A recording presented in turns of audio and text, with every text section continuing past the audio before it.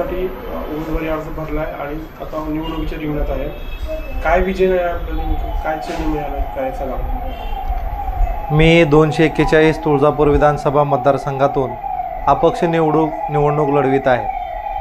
मला दूरध्वनी टेलिफोन हा चिन्ह मिळालेला आहे आणि बॅलेटवर त्याचा अनुक्रमांक 12 आहे. तर मी तालुक्यातील सर्व नागरिकांना मतदारांना विनंती करीन की 20 तारखेला मतदान करायला अवश्य जावा आणि मतदान करत असताना अनुक्रमांक 12 समोरील दूरध्वनी चिन्हासमोरील बटन दाबून मला विजयी करावा अशी विनंती करतो.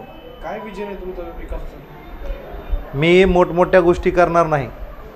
सर्वप्रथम ग्रामीण भागातील सर्वसामान्य नागरिकांच्या दैनंदिन अडचणी आहेत त्या घेऊन मी या निवडणुकीला सामोरे जात आहे. सर्वसामान्याचे MSEBचे प्रश्न असतील, तहसीलचे प्रश्न असतील, पंचायत समितीचे प्रश्न असतील, ह्या सर्वसामान्य लोकांच्या सर्वसामान्य कामासाठी उभारलेला मी सर्वसामान्य उमेदवार आहे.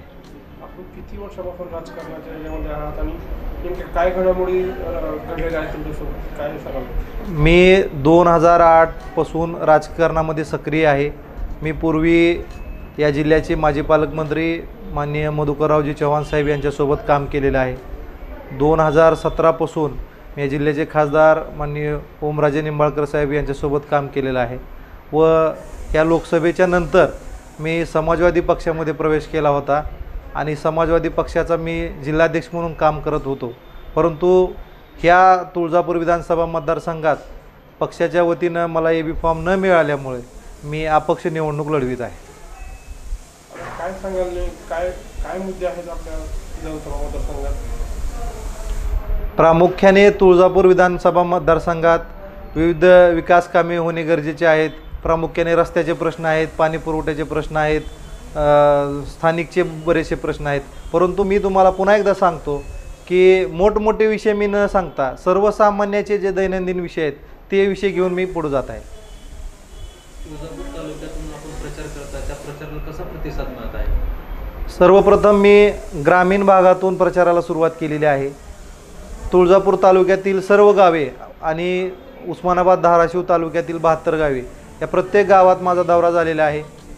प्रत्येक गावात मी 2-2, 3-3 वेळेस जाऊन आलेलो आहे. मतदारांशी चर्चा केलेली आहे.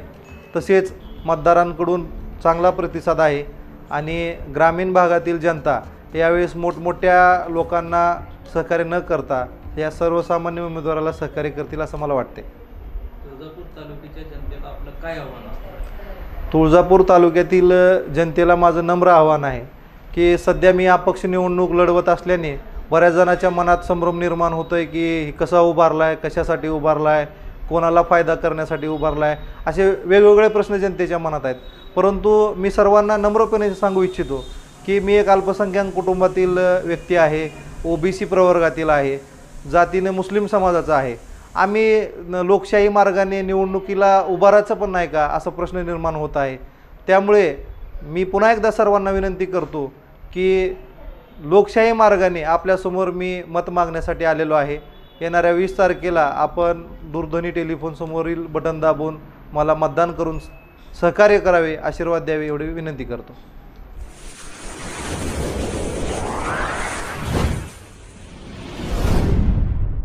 वीर महाराष्ट्र न्यूज चॅनलला लाईक आणि सबस्क्राईब करा. धन्यवाद.